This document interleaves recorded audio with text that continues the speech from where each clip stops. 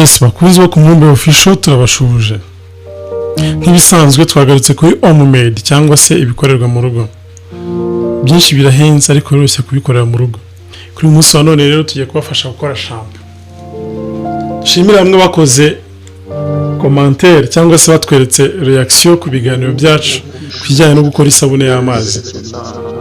Kandi batweretse ko bafite inyota yo kumenya byinshi bitandukanye. Kuri umunsi wa none rero tubazaniye isomo rijyanye no gukora shampoo.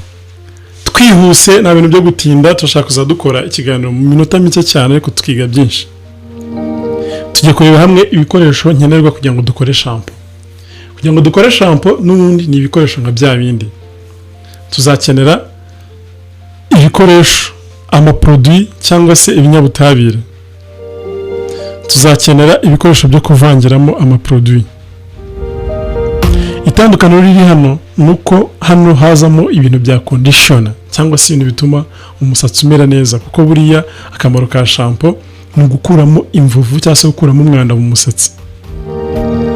Aha rero bituma bidusaba cyane gukora shampoo nziza izana urufuro kandi irimo produits zitandukanye cyangwa se ibinyabutabire bitandukanye bifasha umusatsi kumera neza.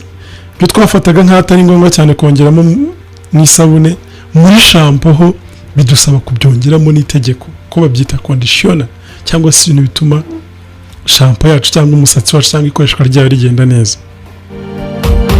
Rero zimwe muri produits nkenerwa, tuzakenera ungaro ikiro kimwe, dukeneye silifonike ikiro kimwe, dukeneye caustique inusu, ariko ubwo waraguze caustique ya mbere cyangwa se waraguze za ungaro waba waraguriye rimwe, ushobora kugura rimwe produit zo kuri sabune na shampoo. Tuzakenera isukari, tuzakenera papiers indicateurs cyangwa se za mpapuro zidufasha gupima ubusharire, tuzakenera KDC, CMC, tuzakenera conditioner cyangwa se bya birungo byacu twongera muri shampoo kugira ngo imere neza, ifashe neza umusatsi. Harimo igikakarubamba cyo n'itegeko, kuko nibuka ko mu isomo ry'ubushize nababwiye ko tugiye gukora shampoo ku kigero cya 80% y'umwimerere. Niyo mpamvu hano hakenerwamo amavuta ya avoka, amavuta ya coconut mu gihe waba uyafite, ariko ntago ari ngombwa, ukaba ukeneye nanone igikakarubamba. Rero ntago ndi butinde, ibikoresho ni bya bindi n'ubundi nama basabiri n'utwuko tubiri n'ijage y'amazi, no kuba wateguye neza caustique yawe witegura mbere y'isaha imwe kugira ngo uyikoreshe. Ugafata ibiyiko bitatu ukabishyira muri litiro y'amazi. Ikindi nanone ku ruhande ugafata isafuriya yawe ugategura CMC muri litiro y'amazi y'akazuyaze, ugashyiramo n'ubundi ibiyiko bitatu, ubwo ni hafi grama 80. Hanyuma gutegura CMC, ko CMC ntabwo itayivanga amazi y'akazuyaze, ufata CMC ibimeze nk'agafu ukanyanyagiza hejuru y'amazi, warangiza ugapfundikira. Bwa bunyengetera bw'igishyuhe butuma CMC yivanga neza cyane, ikamanuka hasi ikivanga. Mwihanganira ijambo nkunda gukoresha, ibimeze nk'aho ireduka cyangwa se ijya kumera nka ya produit ituruka mu mazuru. Ntashaka kongera kuvuga izina ryayo, ariko niko ibimeze. Dukunda kuvuga ko byivanze ku kigero cyiza cyane, aho CMC igeze igihe cyo gukoreshwa muri amazi y'akazuyazi igihe wapfundikiye neza ku kinyengetera, hanyuma bikivanga. Procedure cyangwa uburyo bwo gukora shampoo, ari naho ubwenge buzingiye. Ahangaha mbere ku isabune ho tubanza gufata ibase ya mbere tugashyiramo silifonike n'isukari.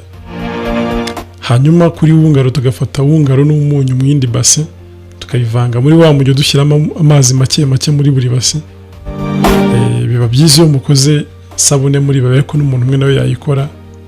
Icyangombwa no kumenya ko ku isabune uvanga silifonike n'isukari ku ruhande, wungaro n'umunyu mu yindi base, nyuma ukaza kubihuriza hamwe. Aho nabagira inama ko ushobora gufata ya sabune ukayigabanyamo kabiri kugira ngo ukore imwe ya toilette n'indi yo gukoresha ku mubiri cyangwa ku byombo cyangwa se ku bindi bikoresho bitandukanye y'isabune ikenerwa.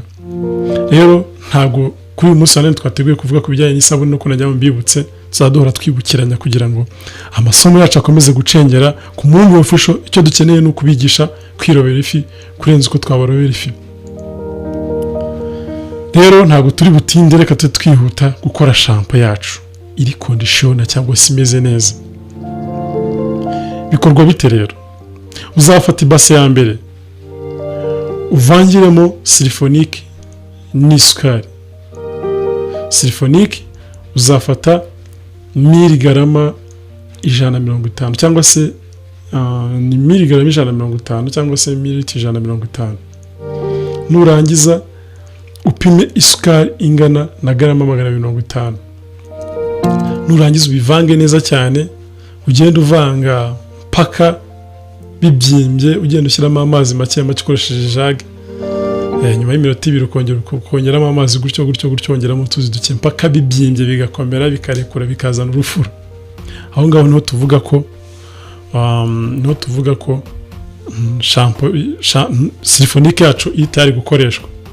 Nyuma yaho uzafata indi base ushyiremo ungaro n'umunyu. Hanyuma ho ntabwo uzashyiramo amazi, ahubwo uzavangisha ya acide silifonike wateguye imwe yarekwe yabaye amazi.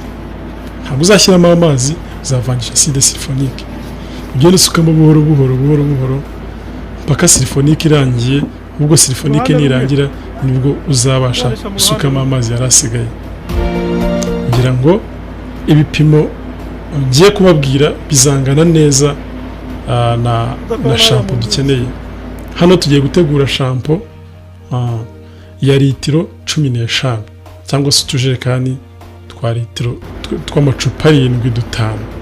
Kuna gukoresha utujerekani tw'amacupa 7 dutanu cyangwa se akajerekani ka litiro 5 dutanu.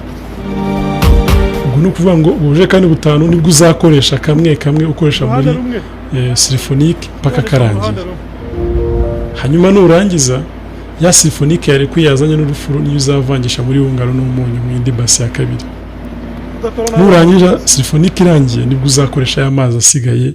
Hari uzasoza umaze gukoresha byibuza muri silifonike ushaka kuzakoresha amaka 7, then nyuma ubwa 7 bubiri bundi busigaye bw'amazi uzagongera muri shampoo yawe buhoro kwa kundi bisanzwe ugenda wongeramo amazi buhoro. Kuko uvanga caustic yongeyemo amazi none birabyimba cyane kubigeza kubona shampoo imeze neza. Finally uzarangiza umaze kongeramo amazi angana na litiro 15 izo shampoo dukeneye. Kizaba gisigaye ni cya gice cy'ubwenge mbangira ngo dufatanye kugira ngo udacikwa uzamenye kubipima neza. Uzabigenza gute muri shampoo yacu? Icyambere uzakora ni ukunetraliza silifonike yacu cyangwa se gukuramo ubusharire muri shampoo yacu. Kuko shampoo igomba kugaragaza ubusharire hagati ya 6.5 kugeza kuri 7. Igomba kuri mu gice cya acide ariko kidakabije cyane iyo shampoo nateguye ko dukora. Hanyuma uzagenda usukamo ka caustic gake uvanga nk'iminota 2 ukoresha ka papier indicateur cyangwa se rwa rupapuro rwo gupima ubusharire ushyiremo none urebe ibara rihuye, urebere kuri ya mibare, urebe ahantu shampoo yawe iri. Nubu uri ku ibara risa n'icyatsi cyerurutse, ubwo ni hagati ya 6 na 7 niyo shampoo dukeneye. Uzashyiramo papier indicateur itakiri umutuku cyangwa se ka papuro katakiri umutuku, nurangiza gahinduke mu ibara ry'icyatsi ryerurutse. Nurangiza uzaba ukeneye gushyiramo bya birungo byacu. Uzashyiramo CMC kugira ngo izakomere, uyivange neza cyane mu minota nk'icumi. Ushyiremo impumuro na kureri, ngira ngo kureri ni yindi na akayiko gatonya. Nurangiza kara akayiko uheraho umwana umuti. Nurangiza ushyiremo n'agacupa n'agafuniko ka glycerine. Iriya glycerine abakobwa bakoresha bafungura amavuta yo gukaraba. Nurangiza uvange neza cyane bifate, ngira ngo bivanga minota 10. Ibyo byose vanga minota 5 ugashyiramo pause y'iminota 2 ukongera indi minota 5, ubwo bihafata iminota 12 kureri yawe na parufe byafasha. Hanyuma ikindi kizagikeneye ni ugushyiramo igikakarubamba. Ngira ngo ntugomba kurenza byibuza garama 100. Uzishyiremo uvange neza cyane, naho uzavanga nk'iminota 10. Nurangiza uzafata amavuta ya avoka nimba uyafite, ni amavuta ahenda ariko kugira ngo ukore shampoo nziza cyane ifasha umusatsi wawe kumera neza ni ngombwa kuyashaka. Uzashaka naho garama 20. Uzabanza ushyushye amazi wenda udutasi 2, namara kuba yashyushye cyane yo ntago ari akazuyaze, ushyiremo ya mavuta ya avoka, banza uyavange neza cyane, ya mavuta ya avoka se nkacika intege, nurangiza ufate ya mazi uyasuke mu isabune yawe, uvange mu gihe cy'iminota 10 kugira ngo avoka yacu ikore muri ya shampoo yacu. Ngira ngo nta kindi kizaba gisigaye ni ukuyitereka mu masaha 5, tuyita ngo ni amasaha kugira ngo shampoo ihore, produits zikundane cyangwa se zumvane. Nyuma nurangiza ufata igikoresho cya kajerekani, hari ubujerekani bwa litiro 1, hari ubujerekani bwa litiro 5, bizaterwa naho ushaka gushyira shampoo yawe. Ushaka no kuyishyira mu kajerekani ka litiro 15 ukayibika neza cyane. Iba ari shampoo nziza y'umwimerere utapfa kubona ahandi kandi wakoze neza, yizewe, umuntu wese uzayiha wese azagushimira, cyangwa se umuntu wese uzayibona umuntu wese uzayikoresha cyangwa uzayibona azavuga ko wamuhaye shampoo nziza cyane. Ngira ngo isomo ryacu nahari tuyishoreje, ariko tukwibutse ko ibi ni ibikoresho nkenerwa cyane mu ngo ariko bihenze, ushobora kwikorera bikaguhendukira kandi ukabikora neza ku kigero nta wundi muntu wapfa kubigukorera.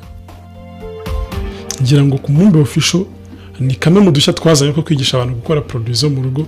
Mutwihangane ntabwo turabasha kubona ama video menshi cyane, ariko umunsi ku munsi tuzagenda tubasubiramo ari amasomo mu gihe twamaze kubona za kamera n'abaterankunga bacu bazitwemereye tujye tubagezaho amashusho meza cyane, tubikora neza cyane mubireba, ariko mwihangane kuba muri iyi minsi tugikoresha amafoto n'amavideo make cyane. Ku gitekerezo cyangwa inyunganizi watubaza kuri ya nimero yacu 072 072 99 20 cyangwa se kuri Facebook twandikira ku Mubumbe Chris, cyangwa kuri page yacu ya Facebook ku Mubumbe Official. Ngira ngo minsi mike turashyiraho na Instagram izaba yitwa ku Mubumbe Official kugira ngo tuzabashe guhora tuganira n'abakiriya bacu. Kimwe mu bintu twishimira nuko tuganira n'abakunzi bacu nakwita abakiriya bacu, mudutera imbaraga zo gukora mu gihe cyose mutwereka ko mukunze ibyo dukora. Rero ntago natinda, ariko igihe ari nuko tuzakomeza kubafasha kandi tukabafasha kugira ngo mubashe kugira ibintu bikorera mu rugo utarinze kujya kubigura mu masuperi marisha cyangwa se mu mahahiro agiye atandukanye. Ngira ngo ubutaha tuzabigisha uburyo ki bakora glycerine. Ubukurikiye nabwo tuzabigisha uburyo ki ushaka kwikorera inzoga ku bantu bakunda kabyere cyangwa se wine making. Ngira ngo kugeza kuri uyu munsi wa none tumaze umukunzi wese wo ku Mubumbe Official ari tayari yo gukora. Njye nababwiraga ku Mubumbe Official twizeye tudashidikanya ko kugeza kuri uyu munsi wa none umuntu wese udukurikirana cyangwa se umukiriya wacu cyangwa se inshuti zacu cyangwa se we muntu ukeneye kumenya ibijyanye n'inganda nto, tumaze kwizera tudashidikanya ko muzi gukora neza isabune cyangwa se liquid soap making. Kuri uyu munsi wa none tukaba tubazana isomo rya shampoo making, ubutaha tuzabaha glycerine making, ubutaha bukurikiye tubahe wine making ku bantu bakunda akabyere cyangwa se agacupa. Ngira ngo umunsi ku munsi tuzagenda tubaha produits zigiye zitandukanye. Ikindi tubizeza ni uko umunsi twamaze kubona kamera tuzatubikora neza cyane, mubibona amashusho meza cyane. N'amasomo yacu tuyite ko ari akagaruka, tumere nk'aba mwarimu wigisha ariko agatanga n'ikizamini, ariko icyo kizamini nkazabafasha kugikora kugira ngo tubashe kubinoza neza mu gihe twamaze kubona kamera. Dushimire buri wese utekereza ku Mubumbe Official kugira ngo dukomeze tubahe ibintu bigiye bitandukanye. Dushimire Ramira Ubuzima TV aho twifashisha studio yabo no ku bitekerezo bigiye bitandukanye dukura ku mbuga zabo. Ngira ngo numwe mu bantu badufashije kumenya ku kijyanye n'ibikakarubamba, ku bijyanye na avoka n'utumaro twatwo, tubyifashisha natwe kugira ngo tubashe gukora shampoo n'isabune nziza cyane utapfa gukura ahandi. Dushimire umuntu wese udukurikira ari mu ntara y'Amajyepfo, Amajyaruguru, Iburasirazuba, Iburengero rwabyo. Dushimire umuntu udukurikira kandi ari mu mujyi wa Kigali, abo ni abantu bari mu Rwanda. Dushimire abantu badukurikira bari Burundi, Tanzania, Congo Kinshasa, Congo Brazzaville. Dushimire abantu bose badukurikira bari mu Buhinde, Pakistan, India, Ubufaransa, mu Bwongereza. Dushimire abantu bose badukurikira muri Leta Zunze Ubumwe za Amerika. Dushimire abantu bose badukurikira bari mu bigo bya Caraïbes, dushimire wowe wese wakoze subscribe ariko ugakanda kuri kariya kantu kameze nk'inzogera kugira ngo ibiganiro byacu bikomeze bibagereho, kandi ni inkunga ikomeye bidutera imbaraga zo gukora no gushikama. Hasta la vista, Imana ibarinde. Moon Official, a place to learn more with us.